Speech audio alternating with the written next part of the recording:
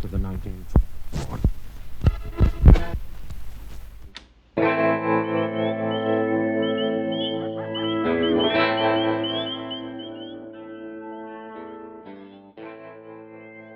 On the show today, we've got Dr. Annalisa Chang. She is an assistant professor of music at Clayton State and is also the director of music education. So Annalisa, thanks for being on the show today. And the first question I have for you is, what are kind of the absolute basics that a true music beginner needs to know about music theory? I think the first thing that we teach in our music education classes, as far as content goes, for what my students will teach their students, so like what my students are going to teach the kindergartners, the very first concept we teach is a steady beat. So when you're listening to music, it's the beat that you can kind of tap along to and that underlying pulse within a song that you're listening to. And so finding the steady beat is I think, most important thing in when you're learning music.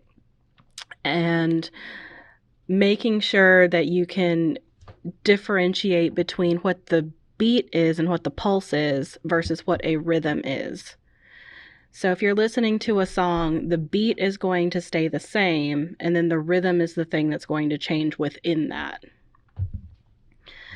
So I think that's the first thing that everybody probably needs to know right off the bat.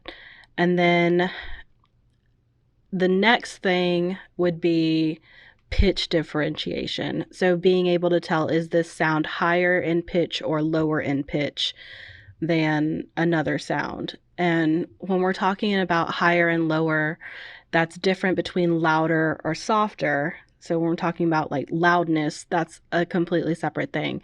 But is this note higher or is this note lower, so that you can tell the difference between the two?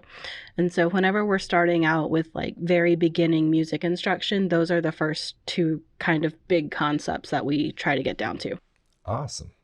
All right. How do you think music can help like tell a story in podcasting? Well, not just in podcasting, but music in general can help to add emotion to something. So if you're excited about something, then the music can help drive that point home.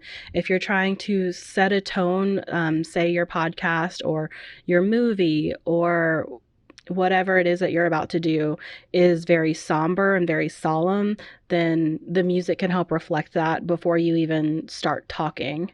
So I think that having music reflect the mood of what you're going for can help to add to the character of what you're trying to do. So what are some things to consider when choosing intro music for a podcast? Like you mentioned, how you can set the mood right away. Just kind of like, from your experience, both as like teaching music, but also as like a podcast listener yourself, like what do you think works well when you're like figuring that intro bumper out?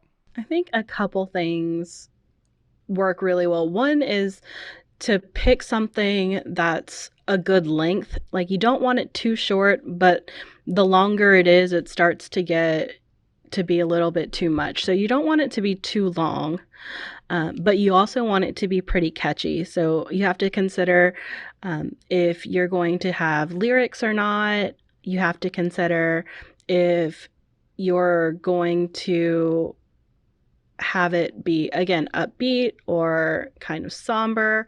So just thinking ahead about whatever it is that your series is going to be, try to set that before picking the music. I think some people want to pick the music first, but that's a little bit like putting the cart before the horse. Yeah, that's really good. All right. Well, thanks so much for being on the show. We appreciate it. No problem.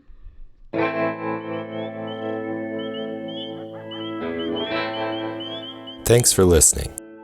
You can listen to more episodes and find resources for teaching podcasting at podcastpedagogy.com. You can email the show at info@podcastpedagogy.com.